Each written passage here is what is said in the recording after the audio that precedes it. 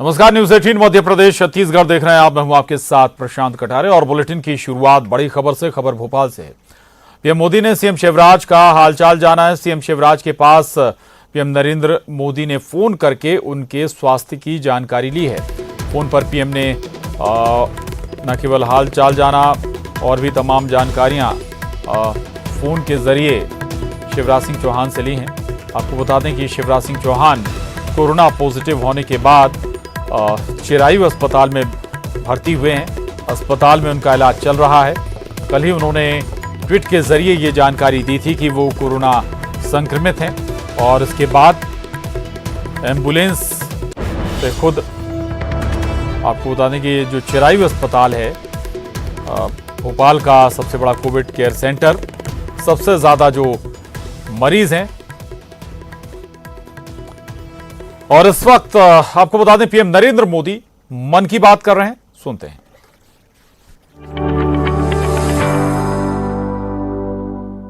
मेरे प्यारे देशवासियों, नमस्कार। आज 26 जुलाई है और आज का दिन बहुत खास है। आज कारगिल विजय दिवस है। 21 साल पहले आज के ही दिन कारगिल के युद्ध में हमारी सेना ने भारत की जीत का झंडा फहराया था। साथियों, कारगिल का युद्ध जिन परिस्थितियों में हुआ था वो भारत कभी नहीं भूल सकता। पाकिस्तान ने बड़े बड़े मंसूबे पालकर भारत की भूमि हथियाने और अपने यहां चल रहे आंतरिक कलह से ध्यान भटकाने को लेकर दुस्साहस किया था। भारत तब पाकिस्तान से अच्छे संबंधों के लिए प्रयासरत था, लेकिन कहा जाता है ना, बैरू अकारन सब काहू सौ, जो कर हित अनहित ताहू सौ। यानी दुष्ट का स्वभाव ही होता है हर किसी से बिना वजह दुश्मनी करना। ऐसे स्वभाव के लोग जो हित करता है उसका भी नुकसान ही सोचते हैं। इसलिए भारत की मित्रता के जवाब में पाकिस्तान द्वारा पीठ में छुरा घोंपने की कोशिश हुई थी, लेकिन उसके बाद भारत की वीर सेना ने जो पराक्रम दिखाया, भारत ने अपनी जो ताकत दिखाई, उसे पूरी दुनिया ने देखा। आप कल्पना कर सकते हैं, ऊंचे पहाड़ों पर बैठा हुआ दुश्मन और नीचे से लड़ रही हमारी सेनाएं, हमारे वीर जवान। लेकिन जीत पहाड़ की ऊंचाई की नहीं, भारत की सेनाओं के ऊंचे हौसले और सच्ची वीरता की हुई।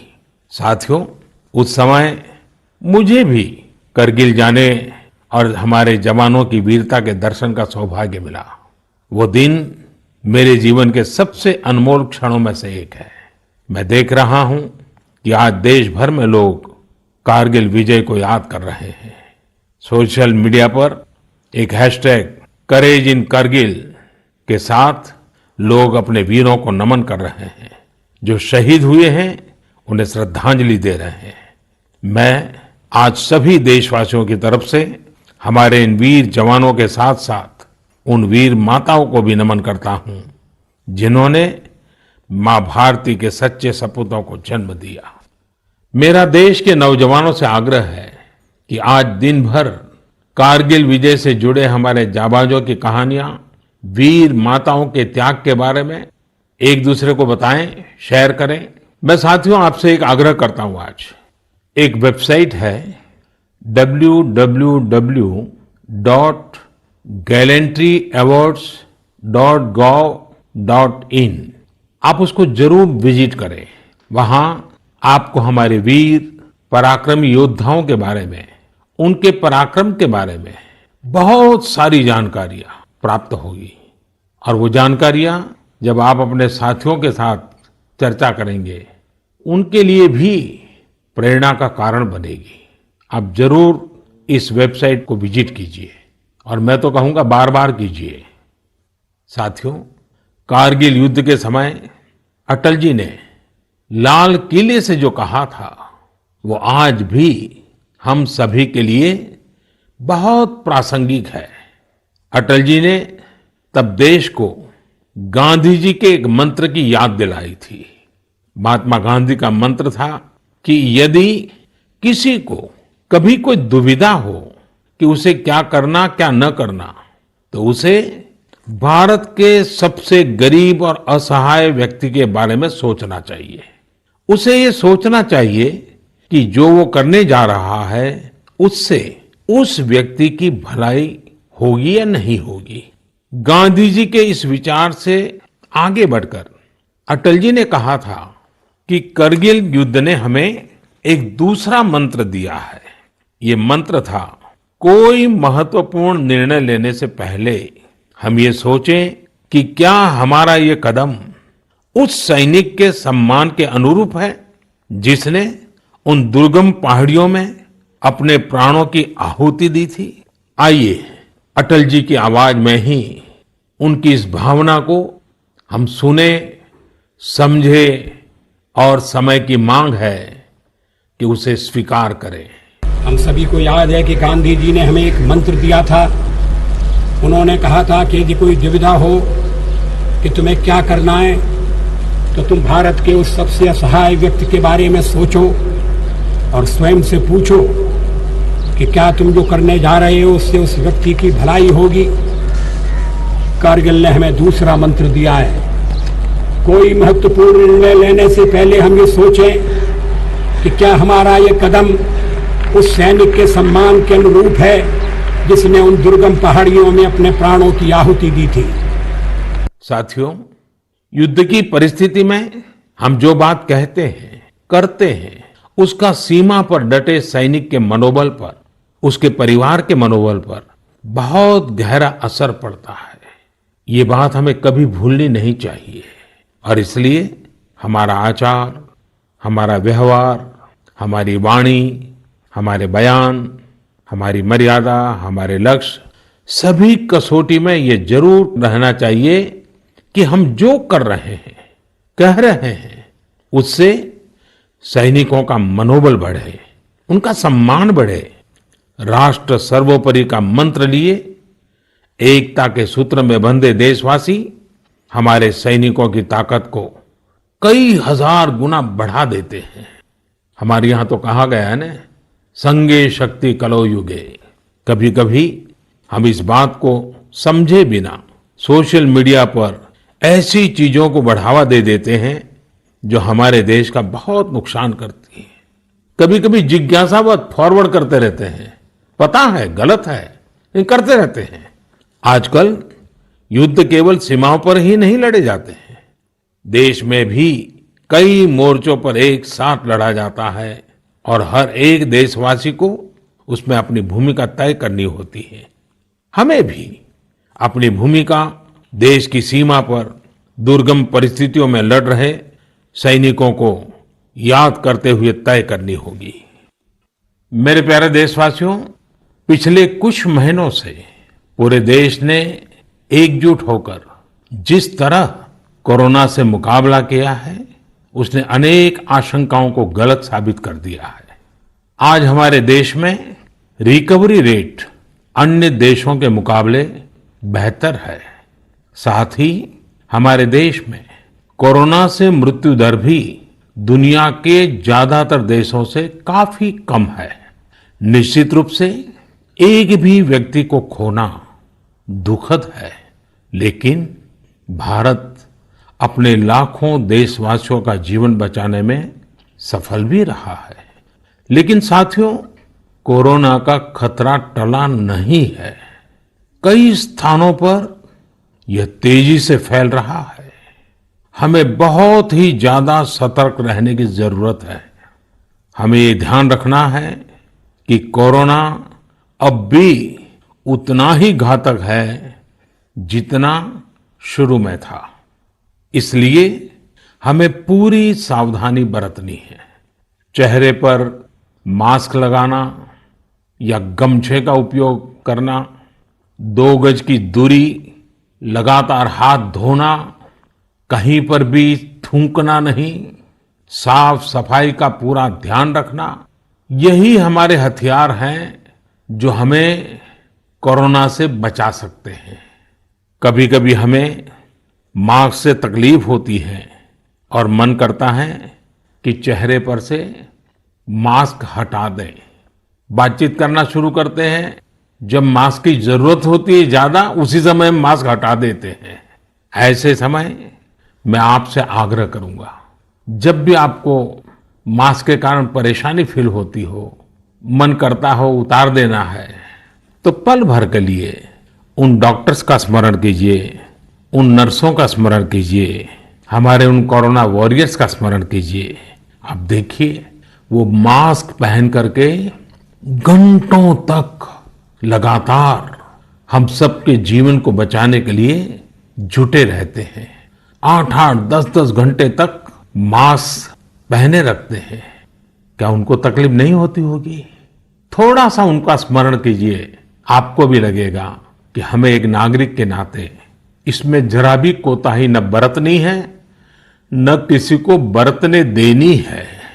एक तरफ हमें कोरोना के खिलाफ लड़ाई को पूरी सजगता और सतर्कता के साथ लड़ना है, तो दूसरी ओर कठोर मेहनत से व्यवसाय, नौकरी, पढ़ाई, जो भी कर्तव्य हम निभाते हैं उसमें गति लानी है, उसको भी नई ऊंचाई पर ले जाना है। साथियों, कोरोना काल में तो हमारे ग्रामीण क्षेत्रों ने पूरे देश को दिशा दिखाई है। गांवों से स्थानीय नागरिकों के, ग्राम पंचायतों के अनेक अच्छे प्रयास लगातार सामने आ रहे हैं। जम्मू में एक गांव त्रेवा ग्राम पंचायत है, वहां की सरपंच हैं बलबीर कौर जी। मुझे बताया गया कि बलबीर कौर जी ने अपनी पंचायत में 30 बेड का एक क्वारंटाइन सेंटर बनवाया, पंचायत आने वाले रास्तों पर पानी की व्यवस्था की, लोगों को हाथ धोने में कोई दिक्कत ना हो इसका इंतजाम करवाया। इतना ही नहीं, ये बलबीर कौर जी खुद अपने कंधे पर स्प्रे पंप टांग कर वॉलंटियर्स के साथ मिलकर पूरी पंचायत में, आसपास के क्षेत्र में सैनिटाइजेशन का काम भी करती हैं। ऐसी ही एक और कश्मीरी महिला सरपंच है गांदरबल के चौंटलीवार की जैतूना बेगम। जैतूना बेगम जी ने तय किया कि उनकी पंचायत कोरोना के खिलाफ जंग लड़ेगी और कमाई के लिए अवसर भी पैदा करेगी। उन्होंने पूरे इलाके में फ्री मास्क बांटे, फ्री राशन बांटा, साथ ही उन्होंने लोगों को फसलों के बीज और सेब के पौधे भी दिए ताकि लोगों को खेती में, बागवानी में दिक्कत ना आए। साथियों, कश्मीर से एक और प्रेरक घटना है। यहां अनंतनाग में म्युनिसिपल प्रेसिडेंट है श्रीमान मोहम्मद इकबाल। उन्हें अपने इलाके में सैनिटाइजेशन के लिए स्प्रेयर की जरूरत थी। उन्होंने जानकारी जुटाई तो पता चला कि मशीन दूसरे शहर से लानी पड़ेगी और कीमत भी होगी 6 लाख रुपए। तो श्रीमान इकबाल जी ने खुद ही प्रयास करके अपने आप स्प्रेयर मशीन बना ली और वो भी केवल 50,000 रुपये में। ऐसे कितने ही और उदाहरण हैं पूरे देश में, कोने कोने में ऐसी कई प्रेरक घटनाएं रोज सामने आती हैं। ये सभी अभिनंदन के अधिकारी हैं। चुनौती आई, लेकिन लोगों ने उतनी ही ताकत से उसका सामना भी किया। मेरे प्यारे देशवासियों, सही अप्रोच से, सकारात्मक अप्रोच से हमेशा आपदा को अवसर में, विपत्ति को विकास में बदलने में बहुत मदद मिलती है। अभी हम कोरोना के समय भी देख रहे हैं कि कैसे हमारे देश के युवाओं, महिलाओं ने अपने टैलेंट और स्किल के दम पर कुछ नए प्रयोग शुरू किए हैं। बिहार में कई वुमेन सेल्फ हेल्प ग्रुप्स ने मधुबनी पेंटिंग वाले मास्क बनाना शुरू किया है और देखते ही देखते ये खूब पॉपुलर हो गए। ये मधुबनी मास्क एक तरह से अपनी परंपरा का प्रचार तो करते ही हैं, लोगों को स्वास्थ्य के साथ रोजगारी भी दे रहे हैं। आप जानते ही हैं, नॉर्थ ईस्ट में बैम्बू यानी बांस कितनी बड़ी मात्रा में होता है अब इसी बात से त्रिपुरा, मणिपुर, असम के कारीगरों ने हाई क्वालिटी की पानी की बोतल और टिफिन बॉक्स बनाना शुरू किया है बाम्बू से। आप अगर इनकी क्वालिटी देखेंगे तो भरोसा नहीं होगा कि बांस की बोतलें भी इतनी शानदार हो सकती हैं और फिर ये बोतलें इको फ्रेंडली भी हैं। इन्हें जब बनाते हैं तो बांस को पहले नीम और दूसरे औषधीय पौधों के साथ उबाला जाता है। इससे इनमें औषधीय गुण भी आते हैं। छोटे छोटे स्थानीय प्रोडक्ट से कैसे बड़ी सफलता मिलती है, इसका एक उदाहरण झारखंड से भी मिलता है। झारखंड के बिशुनपुर में इन दिनों 30 से ज्यादा समूह मिलकर के लेमन ग्रास की खेती कर रहे हैं। लेमन ग्रास 4 महीनों में तैयार हो जाती है और उसका तेल बाजार में अच्छे दामों में बिकता है। इसकी आजकल काफी मांग भी है। मैं देश के 2 इलाकों के बारे में भी बात करना चाहता हूं। दोनों ही एक दूसरे से सैकड़ों किलोमीटर दूर है और अपने अपने तरीके से भारत को आत्मनिर्भर बनाने के लिए कुछ हटकर के काम कर रहे हैं। एक है लद्दाख और दूसरा है कच्छ। लेह और लद्दाख का नाम सामने आते ही खूबसूरत वादियां और ऊंचे ऊंचे पहाड़ों के दृश्य हमारे सामने आ जाते हैं। ताजी हवा के झोंके महसूस होने लगते हैं। वहीं कच्छ का जिक्र होते ही रेगिस्तान, दूर दूर तक रेगिस्तान, कहीं पेड़ पौधा भी नजर ना आए, ये सब हमारे सामने आ जाता है। लद्दाख में एक विशिष्ट फल होता है जिसका नाम चूली या एप्रिकॉट यानी खुबानी है। ये फसल इस क्षेत्र की इकोनॉमी को बदलने की क्षमता रखती है। परंतु अफसोस की बात यह है कि सप्लाई चेन, मौसम की मार जैसी अनेक चुनौतियों से ये जूझता रहता है। इसकी कम से कम बर्बादी हो, इसके लिए आजकल एक नए इनोवेशन का इस्तेमाल शुरू हुआ है। एक ड्यूअल सिस्टम है जिसका नाम है solar apricot dryer and space heater. ये खुबानी और दूसरे अन्य फलों एवं सब्जियों को जरूरत के अनुसार सूखा सकता है और वो भी हाइजीनिक तरीके से। पहले जब खुबानी को खेतों के पास सुखाते थे तो इससे बर्बादी तो होती ही थी, साथ ही धूल और बारिश के पानी की वजह से फलों की क्वालिटी भी प्रभावित होती थी। दूसरी ओर आजकल कच्छ में किसान ड्रैगन फ्रूट्स की खेती के लिए सराहनीय प्रयास कर रहे हैं। बहुत से लोग जब सुनते हैं तो उन्हें आश्चर्य होता है, कच्छ और ड्रैगन फ्रूट्स, लेकिन वहां आज कई किसान इस कार्य में जुटे हैं। फल की गुणवत्ता और कम जमीन में ज्यादा उत्पाद को लेकर काफी इनोवेशन किए जा रहे हैं। मुझे बताया गया है कि ड्रैगन फ्रूट्स की लोकप्रियता लगातार बढ़ रही है। विशेषकर नाश्ते में इस्तेमाल काफी बढ़ा है। कच्छ के किसानों का संकल्प है कि देश को ड्रैगन फ्रूट्स का आयात न करना पड़े। यही तो आत्मनिर्भरता की बात है। साथियों, जब हम कुछ नया करने का सोचते हैं, इनोवेटिव सोचते हैं, तो ऐसे काम भी संभव हो जाते हैं जिनकी आम तौर पर कोई कल्पना नहीं करता। जैसे कि बिहार के कुछ युवाओं को ही लीजिए। पहले सामान्य नौकरी करते थे। एक दिन उन्होंने तय किया कि वो मोती यानी पल्स की खेती करेंगे। उनके क्षेत्र में लोगों को इस बारे में बहुत पता नहीं था, लेकिन इन लोगों ने पहले सारी जानकारी जुटाई, जयपुर और भुवनेश्वर जाकर ट्रेनिंग ली और अपने गांव में ही मोती की खेती शुरू कर दी। आज ये स्वयं तो इससे काफी कमाई कर ही रहे हैं। उन्होंने मुजफ्फरपुर, बेगूसराय और पटना में अन्य राज्यों से लौटे प्रवासी मजदूरों को इसकी ट्रेनिंग देनी भी शुरू कर दी है। कितने ही लोगों के लिए इससे आत्मनिर्भरता के रास्ते खुल गए हैं। साथियों, अभी कुछ दिन बाद रक्षाबंधन का पावन पर्व आ रहा है।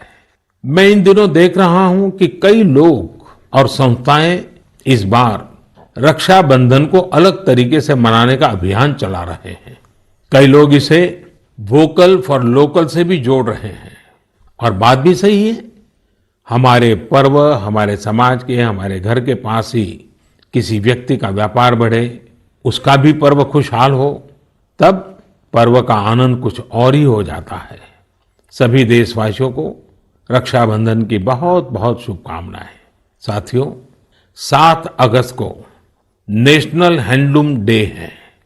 भारत का हैंडलूम, हमारा हैंडीक्राफ्ट अपने आप में सैकड़ों वर्षों का गौरवमय इतिहास समेटे हुए है। हम सभी का प्रयास होना चाहिए कि न सिर्फ भारतीय हैंडलूम और हैंडीक्राफ्ट का ज्यादा से ज्यादा उपयोग करें, बल्कि इसके बारे में हमें ज्यादा से ज्यादा लोगों को बताना भी चाहिए। भारत का हैंडलूम और हैंडीक्राफ्ट कितना रिच है, इसमें कितनी विविधता है, ये दुनिया जितना ज्यादा जानेगी उतना ही हमारे लोकल कारीगरों और बुनकरों को लाभ होगा। साथियों, विशेषकर मेरे युवा साथियों, हमारा देश बदल रहा है। कैसे बदल रहा है, कितनी तेजी से बदल रहा है, कैसे कैसे क्षेत्रों में बदल रहा है। एक सकारात्मक सोच के साथ अगर निगाह डालें तो हम खुद अचंभित रह जाएंगे। एक समय था जब खेलकूद से लेकर के अन्य सेक्टर्स में अधिकतर लोग या तो बड़े बड़े शहरों से होते थे, या बड़े बड़े परिवार से, या फिर नामी ग्रामी स्कूल या कॉलेज से होते थे। अब देश बदल रहा है। गांवों से, छोटे शहरों से, सामान्य परिवार से हमारे युवा आगे आ रहे हैं, सफलता के नए शिखर चूम रहे हैं। ये लोग संकटों के बीच भी नए नए सपने संजोते हुए आगे बढ़ रहे हैं। कुछ ऐसा ही हमें अभी हाल ही में जो बोर्ड एग्जाम्स के रिजल्ट आए उसमें भी दिखता है। आज मन की बात में हम कुछ ऐसे ही प्रतिभाशाली बेटे बेटियों से बात करते हैं।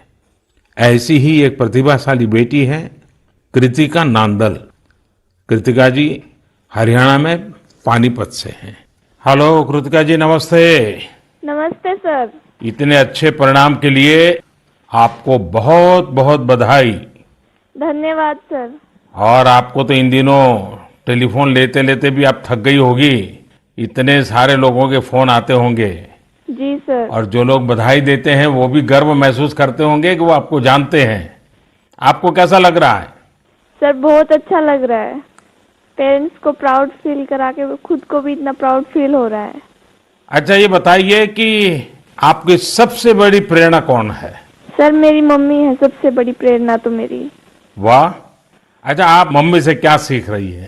सर उन्होंने अपनी जिंदगी में इतनी मुश्किलें देखी, फिर भी वो इतनी बोल्ड और इतनी स्ट्रोंग है। सर उन्हें देख देख के इतनी प्रेरणा मिलती है कि मैं भी उन्हीं की तरह बनूं। माँ कितनी पढ़ी लिखी हैं? सर बीए की है उन्होंने। बीए किया हुआ है? जी सर। अच्छा, तो माँ आपको सिखाती भी होगी? जी सर, सिखाती हैं, दुनियादारी के बारे में हर बात बताती है। वह डांटती भी होगी? जी सर, डांटती भी है। अच्छा बेटा, आप आगे क्या करना चाहती हैं? सर हम डॉक्टर बनना चाहते हैं। अरे वाह। MBBS। देखिए, डॉक्टर बनना आसान काम नहीं है। जी सर। डिग्री तो प्राप्त कर लेगी क्योंकि आप बड़ी तेजस्वी हो बेटा, लेकिन डॉक्टर का जीवन जो है वो समाज के लिए बहुत समर्पित होता है। जी सर। उसको कभी रात को चैन से सो भी नहीं सकता है, कभी भी पेशेंट का फोन आ जाता है, अस्पताल से फोन आ जाता है, उसको दौड़ना पड़ता है। एक प्रकार से 24/7 365 डेज डॉक्टर की जिंदगी लोगों की सेवा में लगी रहती है। Yes sir. और खतरा भी रहता है क्योंकि कभी पता नहीं आजकल के जिस प्रकार की बीमारियां हैं, तो डॉक्टर के सामने भी बहुत बड़ा संकट रहता है। जी सर। अच्छा कृतिका, हरियाणा तो खेलकूद में पूरे हिंदुस्तान के लिए हमेशा ही प्रेरणा देने वाला, प्रोत्साहन देने वाला राज्य रहा है। हाँ जी सर। तो आप भी तो कुछ खेलकूद में भाग लेती हैं क्या? कुछ खेलकूद पसंद है क्या आपको? सर बास्केटबॉल खेलते थे स्कूल में थे जब। अच्छा, आपकी ऊंचाई कितनी है? ज्यादा है ऊंचाई? नहीं सर, 5'2" की है। अच्छा, तो फिर तुम्हारे खेल में पसंद करते हैं? सर वो तो बस पैशन है, खेल लेते हैं। अच्छा अच्छा, चलिए कृतिका जी, आपके माताजी को मेरी तरफ से प्रणाम कहिए। उन्होंने आपको इस प्रकार के योग्य बनाया, आपके जीवन को बनाया। आपकी माताजी को प्रणाम और आपको बहुत बहुत बधाई, बहुत बहुत शुभकामनाएं। धन्यवाद सर। आइए अब हम चलते हैं केरला, एर्नाकुलम। केरला के नौजवान से बात करेंगे। हेलो। हेलो सर, नमस्कार। So, Vinayak, congratulations. Thank you sir. Shabash, Vinayak, shabash. Thank So, you how sir. is the Josh? Hi sir. Do you play any sport? Badminton. Badminton? हाँ, yes. In a school or you had any chance to take a training? No, in school we have already get some training Mm-hmm. From our teachers, so thus and we get opportunity to participate outside Wow. from the school itself. How many states you have visited? I have visited only Kerala and Tamil Nadu. Only Kerala and Tamil Nadu. Yes. So, would you like to visit Delhi? Yes sir, now I am applying Delhi University for my higher studies. Wow. So, you are coming to Delhi. Yes sir. Hmm. Tell me, do you have any message for fellow students who will give board exams in future? Hard work and proper time utilization. Such a perfect time management. Yes sir. So, Vinayak, I would like to know your hobbies. First of all, badminton, Mm-hmm. and then reading. Mm-hmm. So, are you active on social media? No, we are not allowed to use any electronic items or gadgets in the school. So, you are lucky. Yes sir. Well, Vinayak, congratulations again and wish you all the best. Thank you sir. आइए हम उत्तर प्रदेश चलते हैं। उत्तर प्रदेश में अमरोहा के श्रीमान उस्मान सैफी से बात करेंगे। हेलो उस्मान, बहुत बहुत बधाई, आपको ढेरों ढेरों बधाई। Thank you sir. अच्छा, अब उस्मान बताइए कि आपने जो चाहा था वही रिजल्ट मिला कि कुछ कम आया? नहीं, जो चाहा था वही मिला है। मेरे पेरेंट्स भी बहुत खुश हैं। वाह। अच्छा, परिवार में और भाई भी बहुत इतने ही तेजस्वी हैं कि घर में आप ही हैं जो इतने तेजस्वी हैं? सिर्फ मैं ही हूँ। मेरा भाई वो थोड़ा सा शरारती है, बाकी मुझे लेकर बहुत खुश रहता है। अच्छा अच्छा। अच्छा, आप जब पढ़ रहे थे तो उस्मान आपका पसंदीदा विषय क्या था? मैथमेटिक्स। अरे वाह। तो मैथमेटिक्स में क्या रुचि रहती थी, कैसे हुआ, किस टीचर ने आपको प्रेरित किया? जी, हमारे एक सब्जेक्ट टीचर रजत सर, उन्होंने मुझे प्रेरणा दी और वो बहुत अच्छा पढ़ाते हैं और मैथमेटिक्स शुरू से ही मेरा अच्छा रहा है और वो काफी इंटरेस्टिंग सब्जेक्ट भी है। तो जितना ज्यादा करते हैं उतना ज्यादा इंटरेस्ट आता है, तो इसलिए मेरा फेवरेट सब्जेक्ट। आपको मालूम है एक ऑनलाइन वैदिक मैथमेटिक्स के क्लासेस चलते हैं? Yes sir. हाँ, कभी ट्राई किया है इसका? नहीं सर, अभी नहीं किया। आप देखिए, बहुत सारे आपके दोस्तों को लगेगा जैसे आप जादूगर है, क्योंकि कंप्यूटर की स्पीड से आप गिनती कर सकते हैं। वैदिक मैथमेटिक्स की बहुत सरल टेक्निक्स हैं और आजकल वो ऑनलाइन पर भी अवेलेबल होते हैं।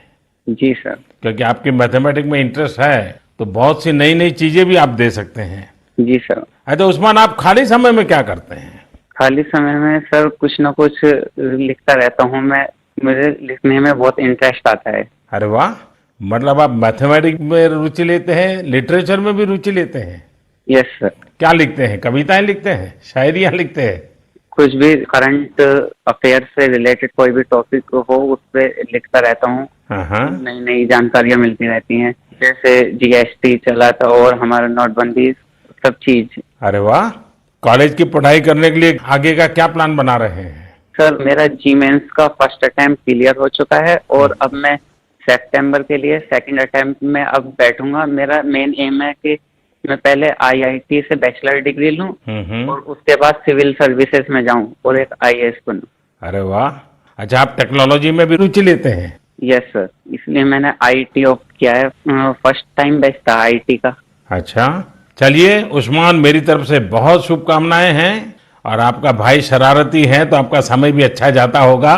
और आपके माताजी पिताजी को भी मेरी तरफ से प्रणाम कहिए, उन्होंने आपको इस प्रकार से अवसर दिया, आपका हौसला बुलंद किया। और ये मुझे अच्छा लगा कि आप पढ़ाई के साथ साथ करंट इश्यूज पर अध्ययन भी करते हैं और लिखते भी हैं। देखिए, लिखने का फायदा ये होता है कि आपके विचार में शार्पनेस आती है। बहुत बहुत अच्छा फायदा होता है लिखने से। तो बहुत बहुत बधाई मेरी तरफ से। Thank you sir. आइए चलिए फिर एकदम से नीचे साउथ में चले जाते हैं, तमिलनाडु। नामक्कल से बेटी कनिका से बात करेंगे और कनिका की बात तो बहुत ही इंस्पिरेशनल है। Kanika ji, vanakkam. Vanakkam sir. How are you? Fine sir. First of all, I would like to congratulate you for your great success. Thank you sir. When I hear of Namakkal, I think of the Anjaneya temple. Yes sir. Now I will also remember my interaction with you. Yes, sir. So, congratulations again. Thank you, sir. You would have worked very hard for exams. How was your experience while preparing? I was working hard from the start, so I didn't expect this result, but I have written well, so I will get a good result. What were your expectation? 485 or 486, like that I thought, sir. And now? 490. So, what is the reaction of your family members and your teachers? They were so happy and they were so proud, sir. Which was your favorite subject? Mathematics. Oh, and what are your future plans? I am going to become a doctor, if possible, in AFMC, sir. And your family members are also in a medical profession or somewhere else? Oh, sir, my father is a driver, but my sister is studying MBBS, sir. Arre wah. So first of all, I will do the pranam to your father, who is taking lot of care of your sister and yourself. It's a great service he is doing, Yes, sir. and it's an inspiration for all. Yes, sir. So my congratulations to you, your sister and your father and your family. Thank you, sir. साथियों, ऐसे और भी कितने युवा दोस्त हैं, कठिन परिस्थितियों में भी जिनके हौसले की, जिनकी सफलता की कहानियां हमें प्रेरित करती हैं। मेरा मन था कि ज्यादा से ज्यादा युवा साथियों से बात करने का मौका मिले, लेकिन समय की भी कुछ मर्यादाएं रहती हैं। मैं सभी युवा साथियों को यह आग्रह करूंगा कि वो अपनी कहानी, अपनी जुबानी जो देश को प्रेरित कर सके, वो हम सबके साथ जरूर साझा करें। मेरे प्यारे देशवासियों, 7 समंदर पार भारत से हजारों मील तो दूर मन की बात सुन रहे थे आप पीएम की, और इस वक्त बुलेटिन में बस इतना ही। खबरों का सिलसिला लगातार जारी है।